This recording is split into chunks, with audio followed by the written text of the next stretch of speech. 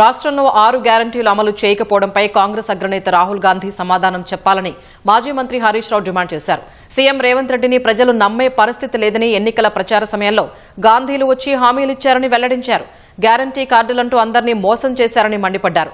ఒక్కో రైతుకు సీఎం రేవంత్ రెడ్డి 75,000 రైతు బంధు బాకీ పడ్డారని వెల్లడించారు. మహిళలకు మహాలక్ష్మి పేరుతో 44,000 ఇచ్చాకే ఓట్లు అడగాలని సూచించారు. యూరియా బస్తా ఇవ్వట్లేదు కానీ గ్రామానికో మద్యం దుకాణం ఇస్తామంటున్నారని విమర్శించారు. కాంగ్రెస్ హామీల్ని గుర్తు చేసే బాకీ కార్డుల్ని ఇంటింటికి పంచాలని బీఆర్ఎస్ శ్రేణులకు సూచించారు. రజనీకాంత్ ఎలక్షన్లు అయినాక గజనీకాంత్ అయిపోయింది రేవంత్ రెడ్డి. అంత మోసం.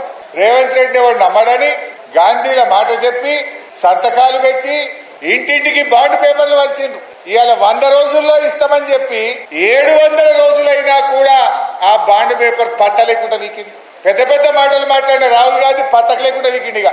ఇటాంకలు వస్తే ఏడేవాడని నన్ను పట్టుకుంటాడేమో, అడుగుతాడేమో. 4,000 పింఛన్ ఏమా, 15,000 రైతు బంధు ఎడవా, ఆడపిల్లల స్కూటీలు ఎక్కడవా, అవ్వతాత 4,000 పింఛన్ ఎక్కడవా అని ఎవడన్నా అడుగుతాడేమో అని రాహుల్ గాంధీ తెలంగాణ ముఖం కూడా చుట్టలేడు. 100 రోజుల్లో ఇస్తామన్న 6 గ్యారంటీలు అమలు చేయక మళ్లీ డ్రామాలు ఆడుతా ఉంది కాంగ్రెస్ పార్టీ. అందుకే ఈ బాకీ కార్డును విడుదల చేసినాం.